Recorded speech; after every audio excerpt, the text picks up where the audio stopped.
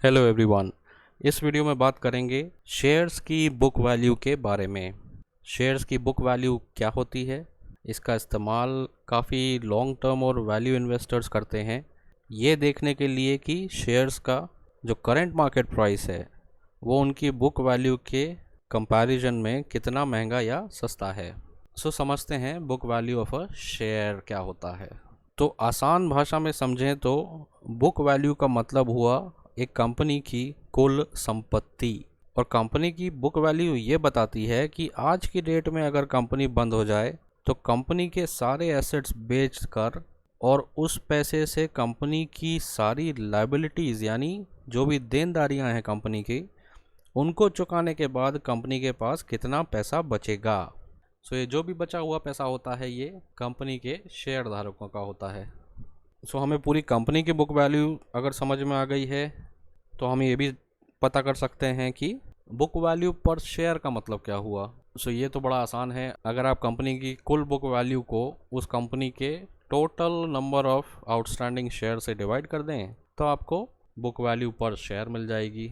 सो अगर एक एग्जांपल लें इन्फोसिस का तो इन्फोसिस की बुक वैल्यू पर शेयर है 146 रुपीज़ एंड 11 पैसे। यानी आज की डेट में कंपनी के पास जो एक्चुअल पैसा है नेट एसेट्स के रूप में उसकी पर शेयर वैल्यू बनती है 146 रुपये 11 पैसे।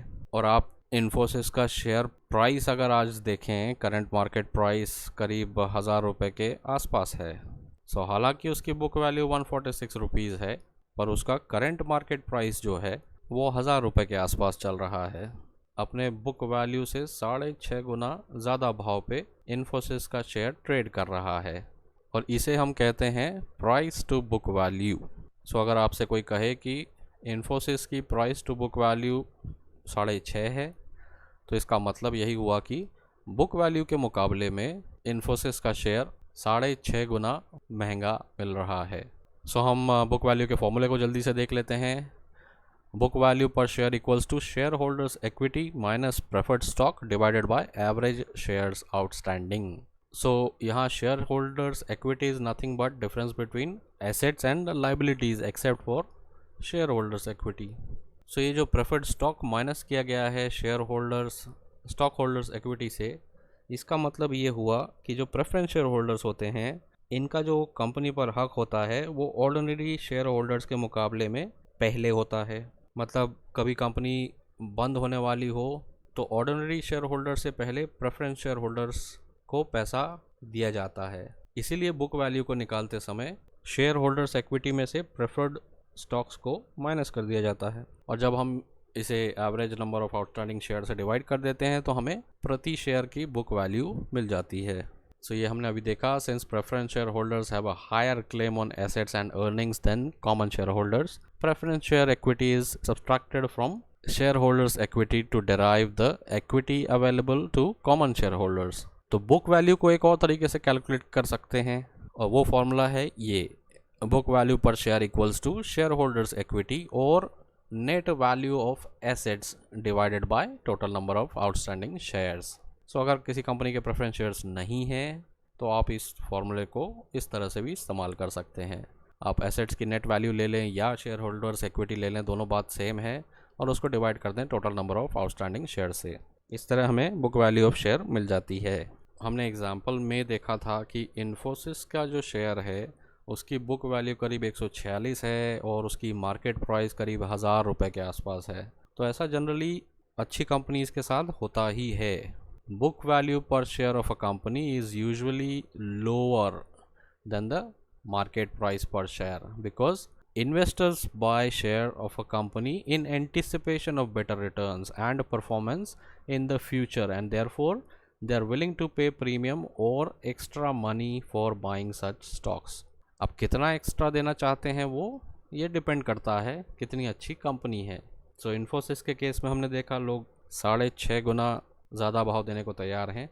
अगर आपको ऐसा देखने मिलता है कि कंपनी की जो बुक वैल्यू पर शेयर है वो उस कंपनी के शेयर की करंट मार्केट वैल्यू से ज़्यादा है तो कुछ इन्वेस्टर्स उसको अंडर वैल्यूड मान लेते हैं और उसमें बाइंग करते हैं, और कुछ केसेस में book value current market price से ज़्यादा तब होती है जब कंपनी के प्रॉस्पेक्ट्स बहुत अच्छे नहीं दिख रहे हों इन्वेस्टर्स को।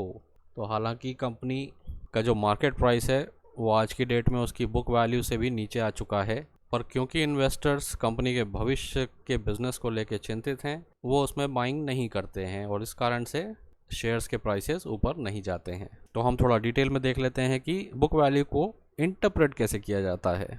तो देखिए, अच्छी कंपनीज की market value per share book value per share से ज़्यादा ही होती है, क्योंकि लोग अच्छी कंपनीज से बेहतर रिटर्न्स की उम्मीद में एक्स्ट्रा पैसा देकर भी शेयर्स खरीदते हैं। जैसा हमने इन्फोसिस के केस में देखा, मोस्टली सभी अच्छी कंपनीज के शेयर्स उनकी बुक वैल्यू से कई गुना ज़्यादा भाव पे मिलते हैं मार्केट में। और ऑन द फ्लिप साइड, अगर कंपनी की book value per share market price पर शेयर से ज़्यादा है तो कंपनी को हम अंडर वैल्यूड बोलते हैं। इसका कारण ये हो सकता है कि इन्वेस्टर्स को कंपनी की ग्रोथ प्रॉस्पेक्ट्स पर भरोसा नहीं है और इसलिए उस पर बाइंग नहीं होती है, जैसा हमने अभी पहले देखा। सो आई होप आपको बुक वैल्यू का ये सिंपल एक्सप्लेनेशन समझ में आ गया होगा, इसकी इम्पोर्टेंस भी समझ में आ गई होगी। कोई क्वेश्चन हो तो कमेंट सेक्शन में लिख के ज़रूर पूछिए। वीडियो अच्छा लगा हो तो प्लीज़ लाइक करिएगा और चैनल को सब्सक्राइब कर लें। अगले वीडियो में फिर मिलते हैं। Thanks for watching the video. Good bye.